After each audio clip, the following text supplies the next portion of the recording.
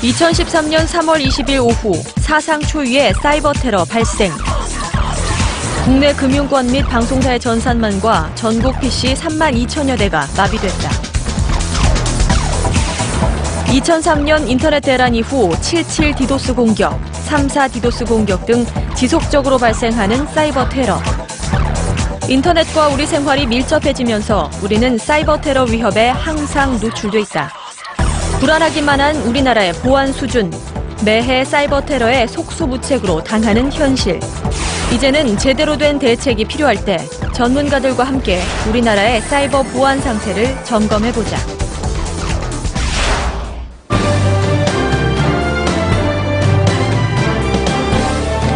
시청자 여러분 안녕하십니까, 형태근입니다. 지난 3월 20일 우리나라에서는 가공할 사이버 테러가 일어났습니다. KBS, MBC 등 주요 방송사와 신한은행, 농협 등 금융사 전산망이 일거에 마비되었습니다. 대한민국 국가기관망이 공격을 당한 것입니다. 정보보안에 큰 구멍이 뚫렸습니다. 이미 인터넷 세상에서는 제3차 세계대전이 진행되고 있는지도 모릅니다. 오늘은 사이버 테러 현황과 대책에 대해서 전문가들과 긴급히 진단해보는 시간 갖도록 하겠습니다. 먼저 토론에 참여하신 전문가들 소개해드리겠습니다. 카이스트 정보보호대학원 김세훈 교수 나오셨습니다. 네, 안녕하세요. 카이스트의 김세훈입니다. 예. 다음 해커 출신 보안 전문가 이권형 씨 나오셨습니다. 네, 안녕하세요. 이권형입니다. 네, 반갑습니다. 네, 예. 반갑습니다. 다음 고려대 정보보호대학원 임종인 원장 나오셨습니다. 안녕하세요. 임종인입니다. 네, 바쁘셨죠? 네. 예, 마지막으로 한국전자통신연구원 조현숙 사이버보안연구단장 나오셨습니다. 네, 안녕하세요. 예, 반갑습니다. 처음 일어난 일은 아니지만은 일어날 때마다 깜짝깜짝 놀라하는데 최근에 와서 빈도도 낮아지고 또 파괴력이 종전하고 좀 다르죠. 네, 맞습니다. 그동안 일어난 주요한 사이버 테러 한번 정리하고 넘어가는 게 어떨까 합니다. 예.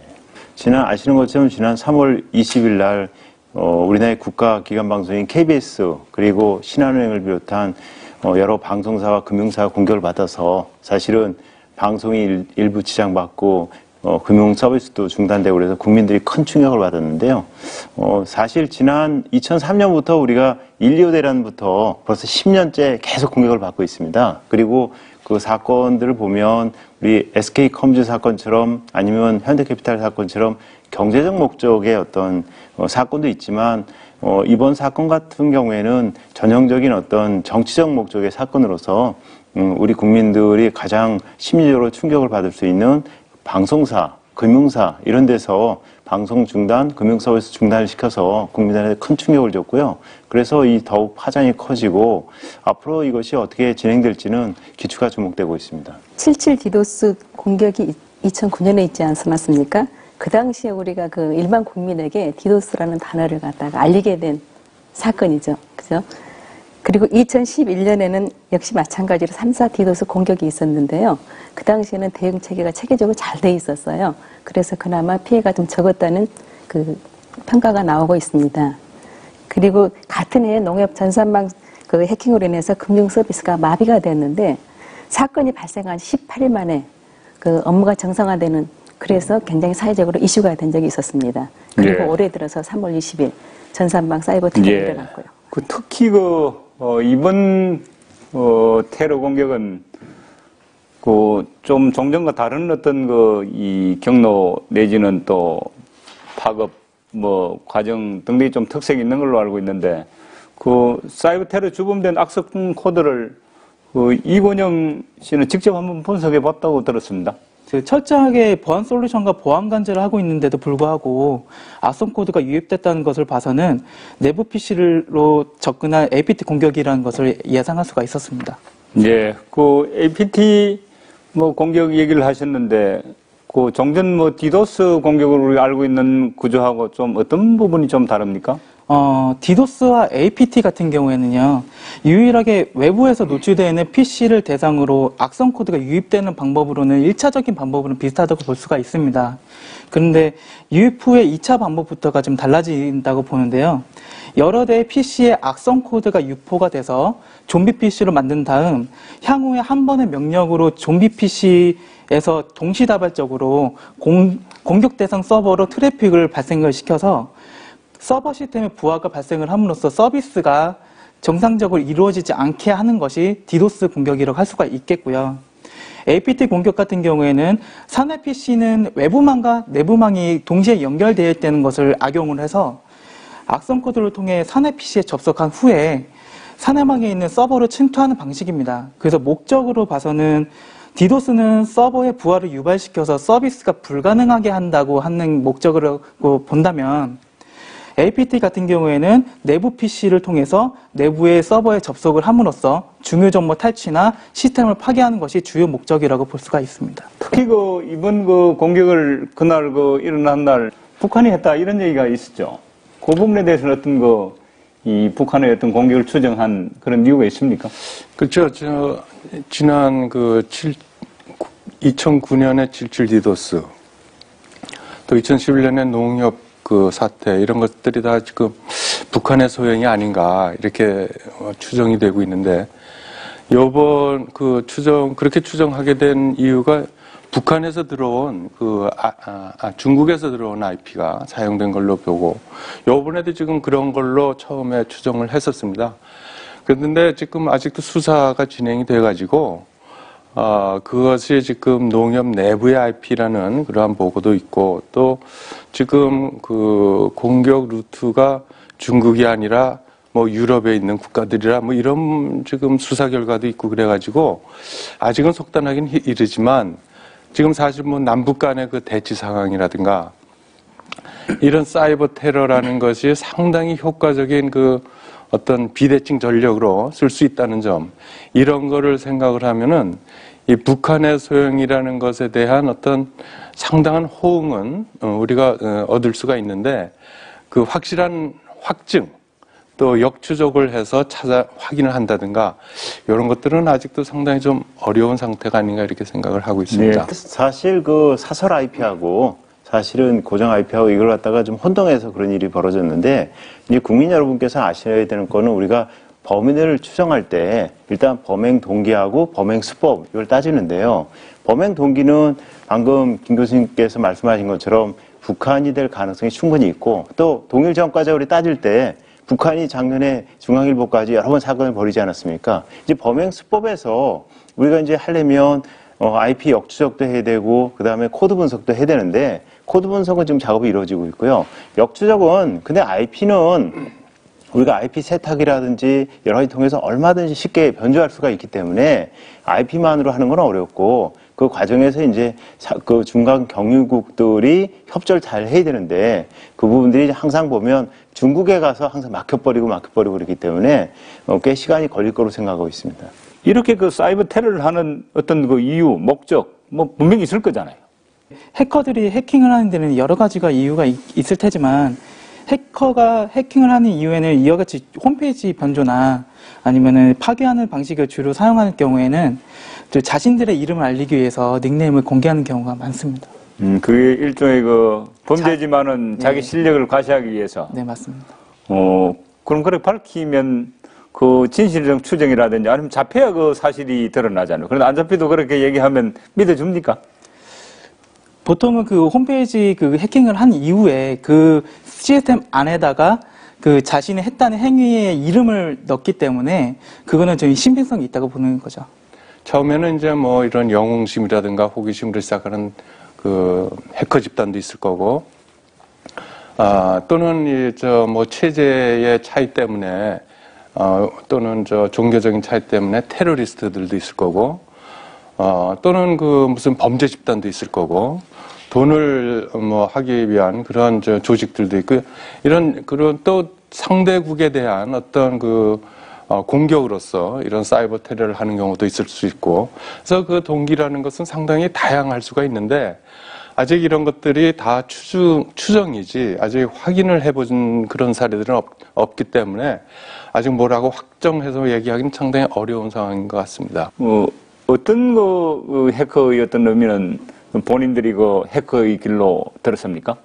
보통 해커들 같은 경우에는요, 어렸을 때부터 그 컴퓨터에 많이 관심을 가지게 되었고, 그러다 보니까 보통 컴퓨터뿐만 아니라 해커들은 IT 기기 전체에 대해서 관심을 많이 갖습니다. 그래서 거기에 대해 분석을 하고 취약점을 찾은 다음에 이거를 어떻게 악용을 할까, 이거부터 시작을 하고요. 그래서 그 악용을 실제로 실행을 옮기는 사람들을 블랙 해커들이라고 하고, 그거를 찾아서 이거 조치함으로써 사람들에게 정보를 보호할 수 있도록 지원을 해주는 사람들이 화이트 해커라고도 불려질 수 있습니다. 이게 그 보안 그 기술단 같은 경우는 뭐 물론 기술적 측면에서 주로 그 치중하겠지만 해커가 되는 동기랄까 그런 것도 상당히 그 중요한 부분이기 때문에 과학적으로 좀 어떤 이 근거를 가지고 해커 이런 길을 가더라 그런 거 얘기해 줄 게 있습니까? 저희가 그 해커에 대해서 어떤 길을 가더라는 것은 깊이 그 고민을 하지 않고 있고요. 저희가 그 언더그라운드 해커를 그 양지로 끌어내는 그런 일들을 좀 해야 되지 않을까 그렇게 생각을 합니다. 그래서 실질적으로 우리가 지금 방어에만 신경을 쓰고 있는데 공격 부분에도 어느 정도 신경을 써야 되지 않을까. 사이버 개놈 프로젝트라고 해서 2010년도에 미국에서 인터넷을 그 처음 만든 달파를 이용해서 사이버 개놈 프로젝트를 지금 진행하고 있습니다. 그래서 해커들이 어떻게 보면 족보를 만드는 겁니다. 그래서 그 전 세계에서 활동하는 각 해커별로 얘는 주로 어떤 기법으로 어떠한 목적에서 어떠한 코딩을 주로 사용해서 하는지 이걸 족보를 다 만들어가지고 이것에 의해서 이제 동일수법 전과제를 갖다 한다 그럴까요? 그리고 이제 주로 공격할 때 어느 서버를 주로 이용하는지 어느 IP를 이용하는지 이것에 대해서 정보를 만들어서 이게 일종의 사이버 전장지도라고 그래서 그런 것도 만들고 그래서 네. 미국은 전 세계적인 그런 작업을 하고 있는데 네. 우리도 이제 그런 작업이 필요하다고 봅니다. 저는 이 문제를 좀 관리적인 측면에서 좀 보고 있습니다. 그게 사실 그 2011년에 있었던 그 아까 말씀하신 현대캐피탈 사건도 그 사건의 그 내용을 들여다보면은 그 해커가 무슨 절묘한 기술을 썼다기보다는 이미 이직한 직원의 패스워드를 사용을 해서 들어온 거거든요. 그러니까 문제는 그 현대캐피탈에서 직원이 이직을 하면은 그 아이디와 패스워드를 즉각적으로 정지시켜야 되는데 그런 관리를 제대로 안 한 거죠. 그런 문제고 또 2011년에 있었던 그 농협 사태도 그 사건을 이렇게 들여다보면은 농협에서 어떤 IT 프로젝트를 진행을 하는데 그걸 수주 맡은 직원이 그 IBM 직원이었어요. 그 IBM 직원이 그 일을 하면서 자기 노트북을 들고 농협에 와서도 일을 하다가 밖에 나가서도 일을 하다가 이렇게 이걸 그냥 한 거예요. 그러다 보니까 밖에서 이제 악성 코드가 감염이 돼서 농협이 이제 감염이 됐는데 그러니까 외부에서 와서 일하는 사람들도 그 내부인처럼 정보보호 통제를 받아야 된다는 게 정보보호 지침 안에 다 있습니다. 그런데 그런 관행을 그 농협의 IT 부서에 있는 사람들이 그냥 다 묵인을 해준 겁니다. 이런 것이 제대로 정보보호 지침이 지켜졌으면은 그런 문제들이 상당히 해결됐을 텐데 요번에 사고도 지금 최근 나온 보도에 의하면은 패스워드 관리에 소홀히 상당히 있는 것 같다는 것과 또 지금과 같이 내부의 망하고 외부의 망을 구분을 제대로 안 하고 아마 이런 통신기기들을 사용한 것 이런 것들이 지금 문제가 되는 것처럼 보도가 나오고 있는데 그래서 저는 이것을 당연히 기술 개발의 관점에서도 봐야 되지만 그 조직 안에서 정보보호 지침을 제대로 지키고자 하는 어떤 관리적인 측면 이런 것을 너무 소홀히 하게 되면은 어딘가 구멍이 뚫리고 이런 사태가 계속 반복될 수밖에 없다는 걸 좀 강조를 하고 싶습니다. 예, 그 방송사나 그 금융사나 이런 부분에도 방금 말씀하신 매뉴얼에다 이런 걸 놓고 또 어떻게 보면 다른 데 비해서는 굉장히 주의를 많이 할 거라면 그렇게 보면 오히려 개인들은 그런 부분들이 소화를 할 건데 네. 그 타깃들이 점점 더 확장되면서 이러한 부분들은 그런 매뉴얼이나 이런 걸 잘하는 그런 기관들이 해킹 당하는 걸 보면 상당히 그 좀 더 다른 차원에서 광범위하게 주의를 해야 될 그런 기술적인 요소가 있는 거 아닙니까? 네, 제가 해커의 입장에서 말씀을 드리자면요. 현재 각 기관들에서는 정보보호 강화를 위해서 컨설팅도 받고, 그 다음에 조치 강화를 위해서 노력을 많이 하고 있습니다. 그래서 외부에서는 침투할 수 있는 가능성은 매우 적다고 보는데요. 오히려 이번 사태와 같이 내부에 있는 PC를 통해서 공격되는 APT 공격 같은 경우에는 정상적인 접근으로 보이기 때문에 처음부터 감지하기 힘듭니다. 그래서 어떻게 보면 방금 전에 말씀하신 것처럼 관리적인 차원에서 통제가 좀 필요한데요. 그래서 제가 생각하는 경우에도 내부 통제가 좀 많이 강화가 돼야 되지 않나 이런 생각이 듭니다. 그래서 지금 뭔가 취약점이 발견이 되고 거기에 대해서 조치를 한다고 하더라도 사람의 출입 통제 또는 PC에서 내부망으로 접속되는 그런 절차들은 아직까지는 강화가 되지 않는 상태이기 때문에 내부 통제로서 내부 통제 감사 같은 것도 있기 때문에 주기적인 감사를 해서 모든 리스크를 찾고 거기에 대해서 통제 활동만 할 수 있다면은 충분히 보안이 강화되지 않을까 생각을 합니다. 어떻든 최근의 흐름으로 보면 인터넷이 이제 스마트 시대가 오면서 트래픽을 굉장히 많이 쓰는 데이터 시대로 들어왔단 말입니다. 그러다 보니까 당연히 해킹의 가능성은 점점 높아지는 거죠. 그러다 보면 이게 이제 사이버 전쟁 가능성이 있습니까? 그렇죠. 네. 있습니까? 사이버 전쟁의 가능성은 저는 100%라고 생각합니다. 왜냐하면은 지금 아까 임정인 원장께서 얘기한 것처럼 재래식 전투가 일어나기 직전에 사이버 공격을 해가지고 상대방의 지휘 체계를 무너뜨리는 거, 이건 아주 효과적인 전쟁 방법이고, 그건 이제는 아마 모든 전쟁에서 다 그런 식으로 수행될 거가 거의 확실하고, 또 특히 재래전에서 좀 힘이 약한 나라들은 바로 이것이야말로 작은 경비를 두고 가장 효과를 많이 얻을 수 있는 그런 전력이기 때문에 앞으로의 전쟁 양상은 다 초기에 사이버 전쟁으로 시작을 하고 재래식 전투로 연결되는 이런 것이 당연히 될 걸로 생각을 하고, 실제로 아까 말씀하신 것처럼 여러 건의 그런 사건들이 있었습니다. 지금과 같은 어떤 이 단계별로 나타나는 현상을 보면 대응하는 정도의 보안 유지 이 대책, 그걸 충분합니까? 아니면 그에 따른 어떤 다른 문제점들이 있는 건가요? 현재 보면은 시스템적으로 보안을 유지하는 것도 중요하지만 아까 앞에서 말씀드렸듯이 관리자 차원에서도 중요하다고 말씀을 드리지 않았습니까? 그러니까 보안의 등급을 높이면 높일수록 그만큼 사용자는 불편해지기 때문에 거기에 따른 사용자 편의성 측면에서 봤을 때는 보안의 허술한 점이 좀 나타날 것 같아요. 그래서 그걸 조율하기가 굉장히 쉬운 일은 아닐 텐데, 그래서 사용자 편의성에 강조를 하다 보면은 보안의 허점이 나타날 것으로 예상을 하고 있고 실제로도 그렇습니다. 그래서 어차피 우리는 생각하기에 보안은 뚫릴 수밖에 없다. 그런 가정을 하게 되면 좀 더 대책을 잘 세우지 않을까 그렇게 생각이 듭니다. 예. 이게 사실 이번 사건으로 만약에 좁혀서 본다 할지라도 아쉬운 점이 많은데, 예를 들면 우리가 항상 예방 및 대응이 아닙니까? 예방 측면에서 보면 작년 가을부터 사실은 국정원에서 여러 번 경고를 때렸거든요. 근데 이제 사실은 방송국이 특히 이제 취약성이 있다. 왜냐면 방송국은 특성상 많은 정보를 기자들끼리 공유하고 그렇죠. 오픈돼 있거든요. 네. 그리고 익명의 제보가 올 때도 열어봅니다.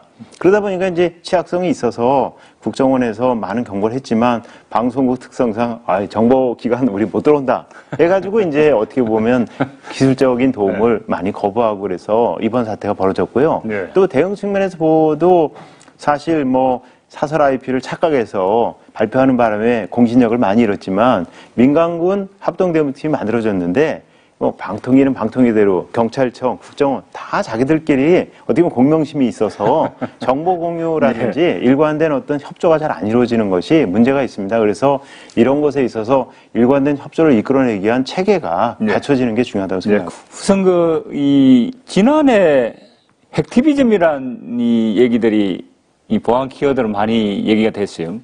내용이 뭡니까? 일단은 핵티비즘이라는 단어부터 살펴봐야 될 것 같은데요. 핵티비즘이라는 게 해킹이라는 단어와 그 정치적인 목적의 그 행동주의를 뜻하는 액티비즘이라는 단어가 합쳐진 단어입니다. 그래서 예전에는 단순하게 과시욕을 위해서 해킹을 했다면 이제는 정치적인 목적으로 해킹을 한 것을 핵티비즘이라고 하는데요. 뭐 가장 그 이해하기 쉬운 예로 보면은 2011년에 선거를 방해하기 목적으로 해킹이 이루어졌던 선관위 디도스 공격이 대표적인 그 핵티비즘이라고 볼 수가 있겠습니다. 실제로 그 인터넷진흥원에서도 약 그 10개의 그 우려되는 큰 카테고리를 정해서 방금 핵티비즘, 또 스톡트넷? 결국 그 국가 그 기관망을 교란할 가능성이 있다는 것들을 상당히 그 오래 전부터 진단을 해줬더라고요. 예. 그럼에도 이번 사실 일어났지 않습니까? 맞습니다. 그러니까 예고하는 거하고 그게 달라지는, 그 예고함에도 예방을 못하는, 뭐 때문에 그랬어? 스톡트넷 한번 설명하면서 예. 그런 사례를 한번 얘기를 해주시죠. 그 왜 안 되는? 스톡스넷은 사실은 2010년 여름에 이게 이제 이란의 핵발전소가 스톡스넷이라고 하는 제어 시스템을 공격하는 악성 코드에 의해서 멈춰진 그런 사례가 있습니다. 근데 이 악성 코드는 과거하고 다른 점이 탐지하기도 어렵지만 이게 이 제어 시스템을 공격해 가지고요. 여기에 우라늄 그 농축 시설이 있습니다. 우라늄 농축 시설의 그 회전자의 속도를 갖다가 변조시켜 놔 가지고 만약에 그걸 무시하고 계속 가동을 시키면 이게 이제 폭발을 해 가지고 후쿠시마 사태가 일어나는 그런 무서운 겁니다. 그래서 1년 동안 원자력 핵발전소가 가동 중단이 된 사례가 있는데 이 이후에 사람들이 이렇게 이제 사이버 공격이 물리적인 피해로 확실히 일어날 수가 있구나.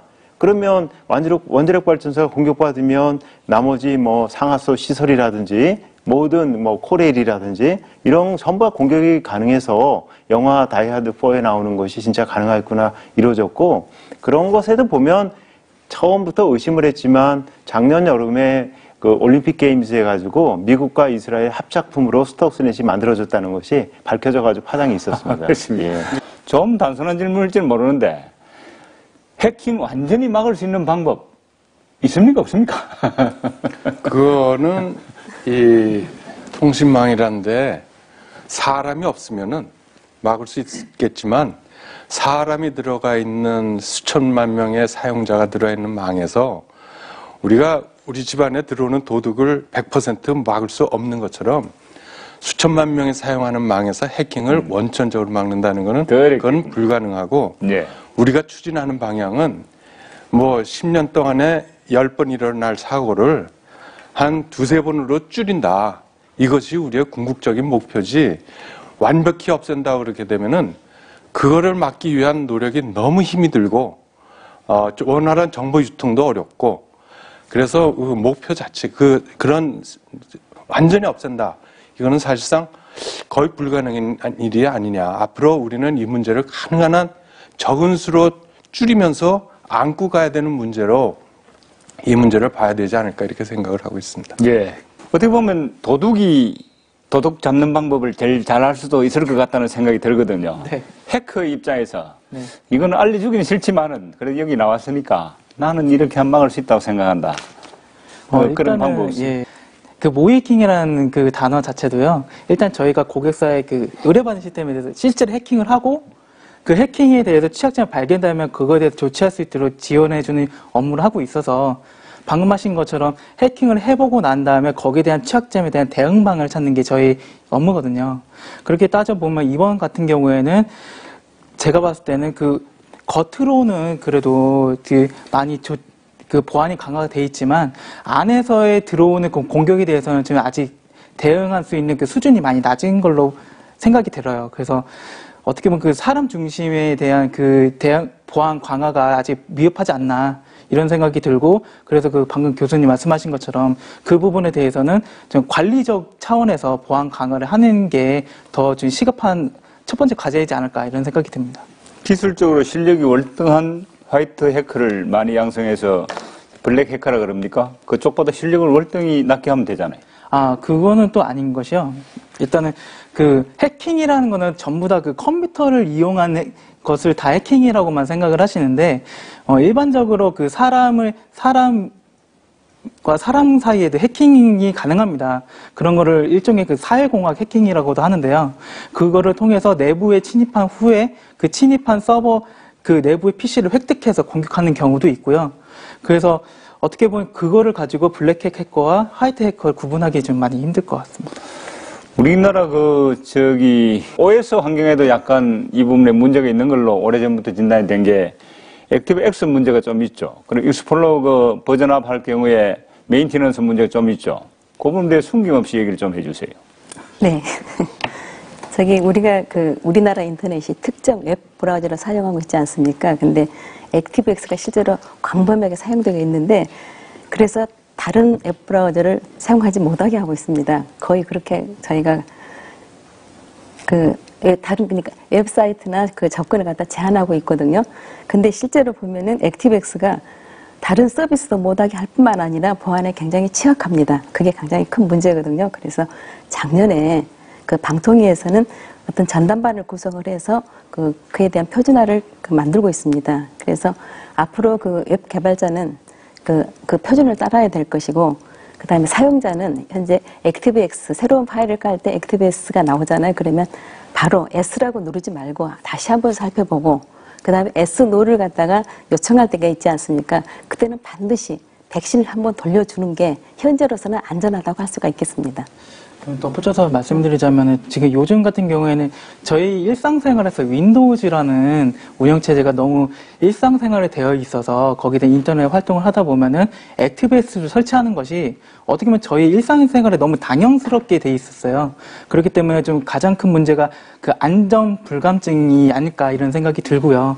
그래서 액티브엑스가 설치하라고 메시지가 나오면은 거기에 대한 설명을 좀 자세하게 보고, 그 다음에 안전하다고 생각됐을 때 설치하는 그런 습관을 좀 많이 길러주는 게 좀 첫 번째 과제이지 않을까 생각합니다.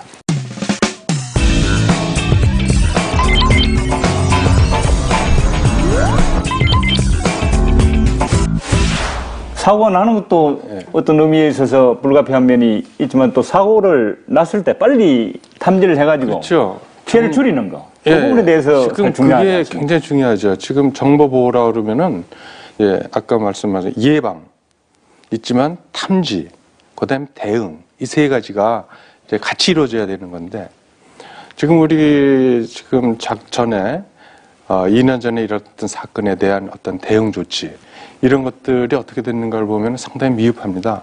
그리고 우리나라에서는 이제 마치 시스템이 장애가 온 거를 다시 돌리기만 하면은 대응이 끝난 걸로 이렇게 잘못 생각을 하고, 백신이 나오면은 백신 깔아서 시스템 복구만 하면 끝나는 걸로 생각하지만, 사실 중요한 거는 그 공격이 어떤 의미를 갖고 있는지 이거를 해석을 하고, 어떤 목적을 가지고 왔는지, 또 공격자가 누군지를 알아서 그 조직의 방어 체제를 다시 만들고, 그러한 공격자들을 가능한 한 찾아내서 처벌하려는 그런 노력을 하고, 이런 그 대응을 꼭 해야 되는데, 그런 대응들이 상당히 미흡합니다.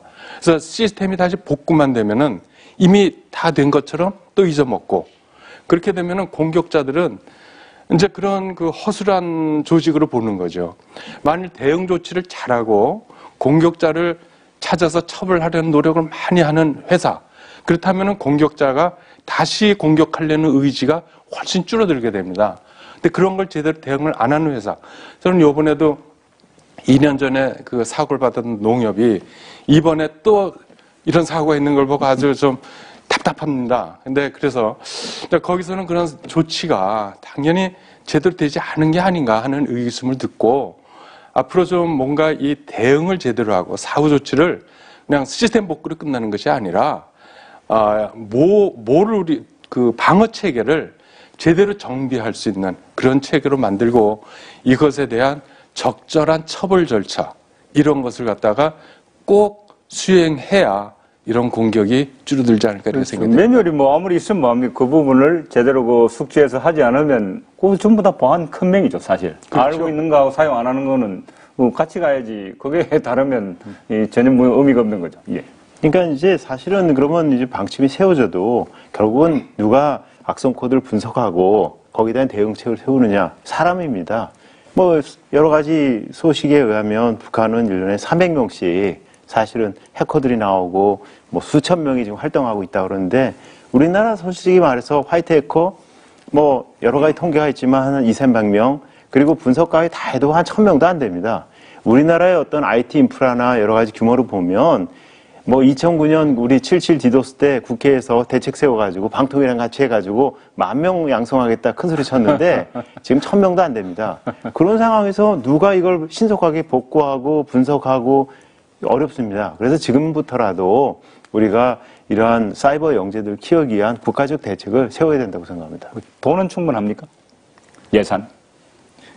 굉장히 안타까운 일이 올해 또 예산이 줄었거든요. 뭐 예산 보면 항상 안타깝다는 얘기를 들어요. 근데 구체적으로.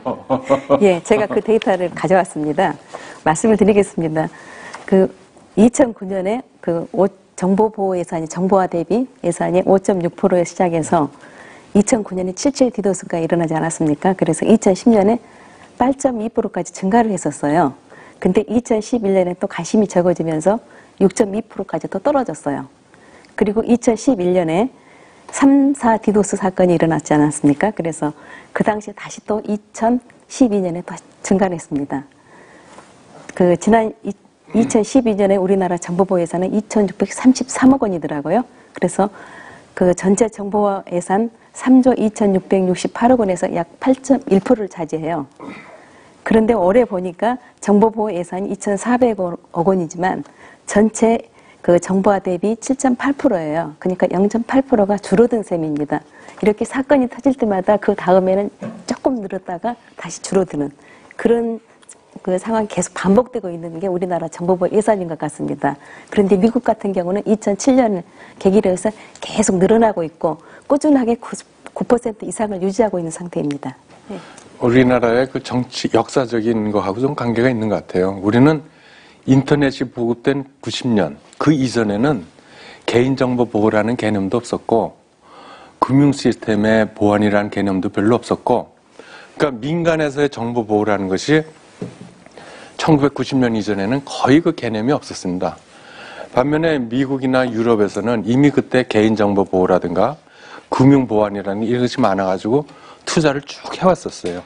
그러다 우리는 90년대 들어와서 인터넷이 보급되면서부터 이제 정보 보호에 대한 투자가 조금씩 이루어지다 보니까 우리가 IT 인프라에 대해서는 세계 첨단을 갈 정도로 투자를 많이 했지만 정보 보호에 대한 투자는 너무 늦게 시작을 했습니다. 그런 것이 그동안에 이제 정보 보호에 대한 예산 할당이 적었던 이유인 것 같고 정보 보호에 관련된 그 국가 지표, 지수라는 게 있는데 월드 에코노믹 포럼에서 발표하는 거 보면은 지금 이제 겨우 10위권에서 밖에 아직도 머물러 있고 한 4, 5년 전만 해도 정보보호 지수는 한 50위 뭐 이렇게 있었습니다. 그래서 최근에 많이 좀 올라갔지만은 앞으로도 그 전에 투자 못한 그러한 인프라가 지금 부족하니까 점에서 정보보호에 대한 예산을 좀 어떻게 획기적으로 좀 늘리고 그것이 좀 제대로 집행될 수 있게 그렇게 정책이 좀 이루어졌으면 좋을 것 같습니다. 예. 그 각 나라마다 어떻게 보면 이게 이제 전쟁이라 그러면 사실 공수간에 이 수비군도 필요하고 공격군도 필요한 차원에서 전쟁은 항상 준비가 되지 않습니까? 그러게 보니까 사이버 부대를 각 나라들이 뭐 양성이라고 해도 될지는 모르지만 어떻든 좀 키우고 있죠. 예, 키우고 있는 어떤 규모랄까 그런 어떤 열정 이런 부분 좀 비교해서 얘기를 해주시죠. 그 이제 사이버 부대에서 가장 앞서 있는 나라가 미국이죠. 예, 사실 중국도 뭐 굉장히 크게 하고 있지만 중국은 이제 그런 걸 비밀에 많이 붙이고 있고요. 미국이 이제 2009년도에 이제 사이버 사령부라고 해서 사이버 커맨드라는 걸 만들어서 사성 장군이 사령관을 하고 있습니다. 그러면서 이제 정보의 공유라든지 이런 측면에서 효율성을 증가시키기 위해서 NSA 의장을 겸하고 있어요. 그러다 보니까 굉장한 힘이 있고 큰 총수에 보면 한 4만 명, 그리고 내부에서도 고수 해커만 해도 한 1,000명 정도 된다고 보고 있고, 그러다 보니까 이제 한국은 미국과의 어떤 군사공조라든지 이게 굉장히 중요하기 때문에 한국도 사이버 사령부를 만들고, 그러니까 한국하고 미국이 만드니까 이제 주변국들, 중국, 일본, 뭐 영국 다 지금 사이버 사령부를 만들고 있는데 한국은 이제 아직은 초보적 단계입니다. 한 500명 규모의 그것도 해커는 거기보다 훨씬 적고요. 그 다음에 원스타입니다. 그래서 이번 사건 때문에 이제 국방부에서 규모를 2배로 늘리겠다. 그래서 투스타에다가 1000명으로 늘리겠다고 하지만 사실 우리나라의 여러 가지 그걸 본다고 하면 진짜 10,000명의 3스타 정도는 돼야 되지 않을까 그렇게 생각하고 있습니다. 솔직히 지금 저희 나라에서는 그 양성할 수 있는 그런 구조가 좀 많이 부족하다고 생각을 해요. 근데 그 최근에는 그래도 다행인 것이 그 한국정보기술원에서 그 BOB라고 베스트 오브 베스트라는 양성 프로그램이 생겼는데 그런 것처럼 좀 우리나라에서 좀 늦은 감이 있지만 그래도 앞으로라도 해커가 해커를 양성할 수 있는 그런 프로그램들이 많이 좀 생성이 돼야 화이트 해커가 좀 많아질 수도 있고 또 기술 발전도 할 수 있을 거라고 생각을 합니다. 그리고 한마디만 하면은 그 양성하는 것도 중요하고 사실 있는 해커들 떠나지 않게 하는 것도 굉장히 중요합니다. 그동안에 우리나라에도 해킹 대회 같은 것들이 많아가지고 여러 건 있어가지고 거기서 이제 그 뭐 우승하고 이렇게 두각을 나타낸 해커들이 상당히 많이 있었는데 그 해커들이 과연 그러면 지금 기업에서 정보 보호를 위해서 일을 하고 있느냐? 그거 들여다보면은 대부분 근무 환경이 너무 열악하고 정보 보호 분야는 너무 좀 작고 힘이 없고 사고가 나면 책임만 지지 권한 하나도 없고 이러다 보니까 그 능력 있는 해커들이 다 정보 보호 쪽에서 일하는 걸 갖다가 마다하고 다른 분야로 떠나고 있습니다.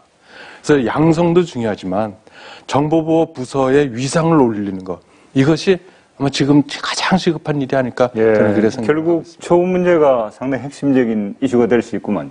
예, 맞습니다. 그러니까 이제 사회적 인식을 제고시키고 우리가 이제 지속 가능 성장 차원에서 본다고 하면 처음 문제가 이제 중요한데 그 문제에 있어서 우리 현재 그 전체적인 시스템이 전혀 완벽화 되지 않기 때문에 아까 여러 번 말씀드린 국가적으로 이거는 정말 꼭 필요한 인재 양성 프로그램 부분이다. 그래서 인재 양성 프로그램을 만들어서 우리 진행자분께서 위원님 계셨던 옛날에 구정통부에서 필요하다 하니까 우리 뭐 통신 분야라든지 소프트웨어 분야라든지 인재 양성 프로그램을 만들어서 굉장히 많이 실행하지 않습니까? 그런 특단의 조치가 좀 필요하다고 생각합니다. 어떻게 보면 IT 전반적인 기술에 대한 집합제인데 그거를 해외에서는 그래도 그 기술에 대한 그 퀄리티를 인정을 해서 연봉이나 그런 처우들이 되게 많이 높은 데 비해서 우리나라 같은 경우는 매우 인식이 낮아요. 그러다 보니까 저희들 같은 해커들 중에서도 아무리 좋은 의도로 화이트 해커로 활동하고 있다고 하지만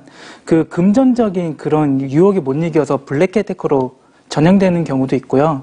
또는 그 자주 이직을 하거나 아니면 해외 보안 기업으로 좀 아예 해외 보안 기업으로 취업하는 경우가 좀 종종 있습니다. 예. 그래서 우리나라에서는 좀 많이 부족한 편이고요. 그래서. 우리나라가 되게 인력 양성이랄까 기술 지원, 개발 지원 뭐 이런 이 IT 육성 정책을 많이 해왔는데 특히 해트리 같은 경우에 여러 보안 기술, 보안 인력 관련 해커 지원 프로그램 어떤 추세입니까? 많이 늘리고 있습니까? 아니면 줄어드는 추세입니까? 저희가 그 해커 지원 프로그램 따로 없고요. 제가 그 10년 전에, 한 12, 14년 전에 그 언더그라운드 해커, 그 블랙 해커들을 데리고 일을 해봤었어요. 물론 한 번도 얼굴을 본 적이 없습니다. 그 정도로 갖다 굉장히 열악한 상태에서 우리 해커들이 활동을 하고 있거든요. 그래서 그때부터 언더그라운드 해커들을 양지로 끌어내자. 그게 정통부에서 국회에서 이게 많이 됐음에도 불구하고 현재까지 아무것도 이루어지지 않고 있고요. 그리고 우리가 그들을 갖다가 채용하기에는 제도권이 너무나 막혀 있다는 거예요. 그리고 정규 대학을 나와야 되고 그다음에 어떤 학위를 받아야 되고 그런 여러 가지 어려운 점이 있어요.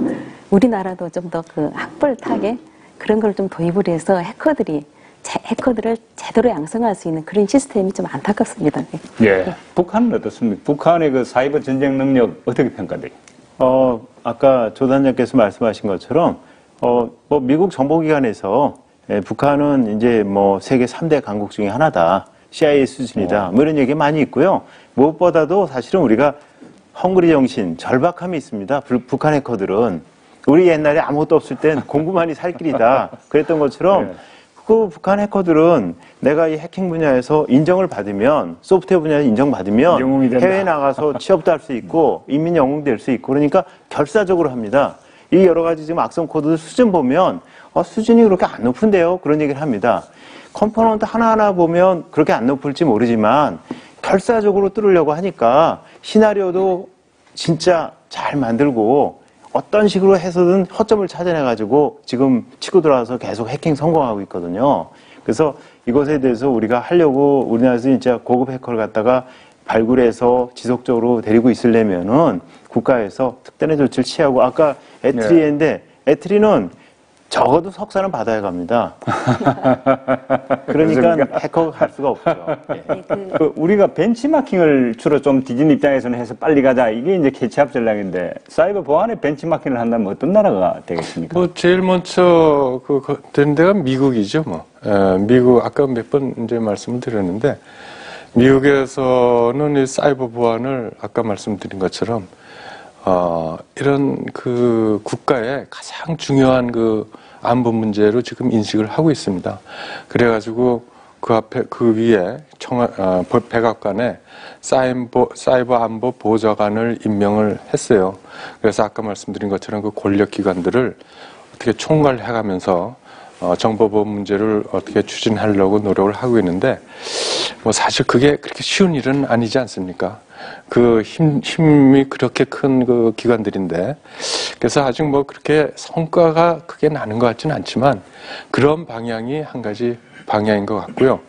그다음에 이 아까 말씀드린 것처럼 정보 보호라는 것에 대한 어떤 우리나라는 좀 뭔가 이 정보 보호 부분을 그냥 하급자 역할로만 생각을 하는 이게 기본적인 문제가 있습니다. 정보보호를 하는 사람들을 마치 뭐 밑에서 그 기능공 하는 것처럼 생각을 하고 이렇게 하는데 미국 같은 나라는 좀 민주주의 의식도 일찍 발전하고 개인정보 보호 이런 의식도 발전해가지고 또 거기는 그래서 정보보호에 관련된 그러한 분야가 상당히 시장이 크고 활성화되어 있습니다. 그래서 우리도 좀 그런 방향으로 좀 가야 되지 않을까. 예, 임종인 그 원장께서는 뭐 제가 노차임 디도스 공격 등 여러 경로를 통해서 이제 많은 부분들의 이 노하우를 축적도 하고 또 대비책도 많이 제언하고 계신데 그런 구조 속에서 보면 되게 시계열상으로 미래 어떤 공격이 예상됩니까? 지금 이제 이번 공격 지금까지 처음에 디도스 공격할 때는 진짜 사이버에서는 서비스 중단시켰고 이번 같은 경우는 이제 심리적 공격을 했지 않습니까? 이제 다음번 공격은 사실은 이제 사회 기반 시설에 대한 공격이 뭐 연평도에다 우리가 이제 포격을 해가지고 주민들을 살상하고 했는데 이 소위 말한 사이버 미사일을 발사해가지고 우리 방송도 중단시키고 아니면 뭐 9시 뉴스 틀었는데 김일성 창가 나올 수도 있겠죠. 그리고 코레일 뭐 중단시키고 바로 옆에 이제 영등포 정수장이 있는데 거기 공격해서 염소 투하량 10배로 늘려놓으면 펌웨어 바꿔가지고 한 며칠 동안 수돗물 공급 중단됩니다. 사회가 큰 혼란에 빠지죠. 그런 공격들이 사실은 너무나 쉽다는 것이 이제 문제입니다. 그래서 네. 이런 심각성을 깨닫고 정부가 빨리 대책을 세워야지 그때만 넘어가면 된다. 이게 아니거든요. 예, 그리고 북한만이 문제가 아니고 우리 주변에 가상적국이 많습니다. 누구든 간에 우리를 공격할 수 있는데 거기에 대해서 우리가 방어력을 기울이는 것이 중요하지 마녀 사냥식의 북한이다 아니다 이건 현재 초점이 아니라고 생각합니다. 네, 지금 예측해준 그 사항은 앞으로 실현되지 않도록 예언이 즉 예측이 틀리도록 하는 게 하나의 큰 과제가 될 것 같습니다. 지금 그 어느 정도 이 패널들께서 이번 일을 그 3월 20일 날 그 해킹 구조를 놓고 원인과 대책에 대해서 상당히 많은 부분들을 구체적으로 얘기를 해 주셨습니다. 남은 한 가지 이슈로 지금 현재까지 이제 진행된 어떤 구조 속의 가장 핵심이 국가가 어떠한 대응 태세를 가지고 효과적으로 막고 또 터졌을 경우에는 피해를 최소로 해야 되느냐. 거버넌스 이슈가 남는 것 같은데 이 부분을 또 패널들께서 진행하신 동안에 이 부분 내가 얘기 안 한 부분이 있다 하는까지 합쳐서 약 한 1, 2분간 마무리 발언으로 좀 해주시면 좋겠습니다. 김세원 계속 해주시죠. 저는 제가 보기에 이 정보 보안 또는 사이버 안보는 그 안보를 맡은 부서만이 하는 일이 아니고 그 조직의 모든 구성원들이 참여해야 되는 그러한 문제라는 것이 바로 이 보안 문제의 약점입니다. 그러니까 무슨 공격자와 뭐 방어자 둘이서 붙는 것이 아니라 방어하는 사람은 수십만 조직 인원들이 다 방어를 해야 되는 거고 공격자는 그 중에 제일 약한 사람을 공격하면 되는 이러한 문제이기 때문에 지금 이런 사이버 안보의 문제도 모든 국민들이 참여해야만 하는 그러한 그래야 성공할 수 있는 일인데 모든 국민들이 참여하기 위해서는 사이버 안보에 대해서 정부가 어떤 의지를 보여줘야 국민들이 그에 대한 참여하려는 그런 의지를 읽을 수 있어야 되고 또 그 사이버 안보에 대한 그런 정책으로 좀 보여주시고 기업에서는 그 기업의 최고 경영자가 기업의 정보 보호를 추진하겠다는 의지를 자기 기업 대내외에 공표를 해야 그 직원들이 그것에 쫓아가고 뭔가가 이루어질 수가 있습니다. 그러한 방향으로 좀 정책적으로 사이버 안보 또는 정보보호 이런 사고에 대한 대응 방안을 좀 정책적인 의지를 좀 보여주시는 것이 지금 우리나라에서 제일 시급한 것이 아닐까 저는 그렇게 생각을 하고 있습니다. 이건영 씨. 네, 먼저 해커들의 입장을 보면은 지금 어떻게 보면은 지금 그 해커들이 많이 국내 기업이라든지 아니면은 국내 기관에서 많이 진단을 모의킹을 하고 있습니다. 그러면서 취약점을 찾는 데도 노력을 많이 하고 있는데도 불구하고 이렇게 지금까지 보안을 계속 강화를 했지만서도 불구하고 APT 공격이 가능했다는 것은 결국은 사람 문제인 것 같아요. 그래서 내부 통제를 좀 강화할 필요가 있다고 생각을 하고 이 방법으로는 어떻게 보면 주기적인 내부 통제 감사를 통해서 내부 보안 설정부터 시작해서 추리 통제까지 모든 부분의 그 리스크를 찾고 거기에 대해서 통제 활동을 벌인다면은 이러한 APT 공격에 대한 것에 대해서 최소화할 수 있지 않을까라는 생각을 합니다. 예. 조윤숙 단장. 네. 현재 학계하고 보안 전문가들이 사이버 안보 체계에서 보다 체계적으로 접근하기 위해서 아까 컨트롤 타워 얘기도 나왔고요. 여러 가지 요구가 있었는데 무엇보다도 어떤 정책적인 입법화가 되는 게 필요하다고 하고 생각합니다.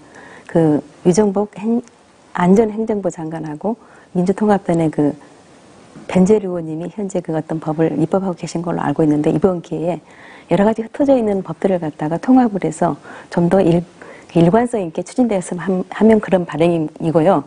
이와 더불어서 제가 연구 개발을 하는 기관이기 때문에 R&D를 얘기를 안 할 수가 없잖아요. 보다 체계적으로 장기간에 좀 더 예산을 갖다 늘려서 잘 할 수 있도록 해주시고요. 그러면 좋겠고요. 그리고 인력 양성. 물론 임종인 교수님께서도 항상 신경을 많이 쓰시고 계시지만 보안 인력 양성. 가장 중요한 키포인트라고 할 수 있겠습니다. 예, 임종인 원장님. 좋은 말씀 많이 해주셨는데요. 이번에 보면 금융기관들 많이 공격받았는데, 예를 들면 국민은행이나 현대카드 이런 데는 공격받았지만 사실은 피해가 없었습니다. 제가 왜 그랬느냐? 보면 거기의 경우에는 이런 CEO가 보안에 대한 관심을 가지고 굉장히 많은 사전 투자를 했던 것이 효과를 본 것 같습니다. 그만큼 이 보안에 있어서는 이런 탑다운 방식의 어떤 인식 제고를 통한 투자가 중요하고 그런 점에서 본다 보면 사회자께서 말씀하신 이런 거버넌스 구조에서 우리 청와대에서 국가안보실에 진짜 사이버 안보와 관련된 조직을 만들어서 탑다운 방식으로 전체적인 보안에 대한 인식을 높이고 여러 관련된 조치를 취하는 것이 아주 필수적이라고 생각합니다. 예. 좋은 토론 해주신 네 분 패널께 감사드립니다. 고맙습니다. 고맙습니다. 고맙습니다. 빛과 그림자. 인터넷이 우리의 생활과 불가분의 사이로 발전해 가는 만큼 그 해악과 위험 또한 날로 늘어나고 있는 추세입니다. 해킹과 사이버 테러가 그 대표적인 사례입니다. 오늘 토론에서 보셨듯이 날로 진홍화되고 그 피해 또한 기하급수적으로 커지는 추세입니다. 이제 더 이상 방치해 둘 수 없습니다. 그러나 사이버 보안 몇몇 특정인만의 노력으로 되는 것은 아닙니다. 내 정보는 내가 지킨다는 민방위 정신이 절실한 시점입니다. 특히 정부는 국가안보 차원에서 사이버 공격에 대한 완벽한 대비 체계를 갖춰서 예방과 피해를 최소화해 나가야 하겠습니다. 2012년 4월 2일 첫 방송을 시작했습니다. 형태근의 토크잇 벌써 1년이 되었습니다. 그간 IT와 관련된 다양한 주제와 토론을 통해 여러 가지 일들을 진행해 왔습니다. 사랑하는 마음으로 지켜봐 주신 시청자 여러분께 진심으로 감사드립니다. 앞으로 더욱 유익하고 다양한 내용으로 여러분의 사랑에 보답하도록 하겠습니다. 형태근의 토크잇 오늘은 여기까지입니다. 장시간 시청해 주신 시청자 여러분 고맙습니다.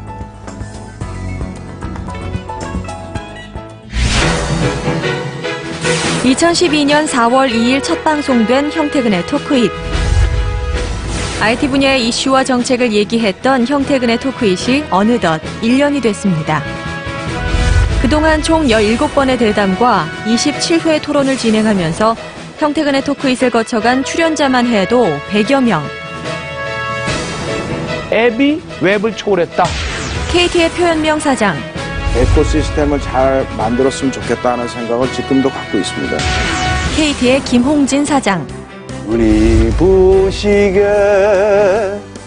부르는 날은 LG유플러스의 고현진 부사장 등 IT 통신기업의 수장을 비롯해 이각범 교수, 윤종옥 교수, 김진영 교수 등 IT 인재 양성에 힘쓰고 있는 교육자는 물론 변화와 대세에 순응하는 자세로 남미루 내가 대표, 무슨 일을 하든 망하지 않는다. 절대로. 표철민 그러면 진짜 대표, 우리나라 경제성장의 원동력 IT 벤처기업의 대표까지 다양한 IT 분야의 전문가들과 함께 심도 있는 이야기를 나눠봤습니다. 그리고 스마트 사회 2년 IT 미래 과제 선정을 위한 토론을 필두로 2012년 ICT 계통의 뜨거운 감자, 망 중립성 이슈부터 해킹과 사이버 테러 실태 조사까지 30여 가지의 주제를 통해 각 분야의 전문가들과 함께 우리나라 ICT 현주소를 밝혀왔습니다. 형태근의 토크잇, 앞으로도 다양한 주제로 시청자 여러분께 보답하겠습니다. 끊임없는 성원과 많은 사랑 부탁드립니다.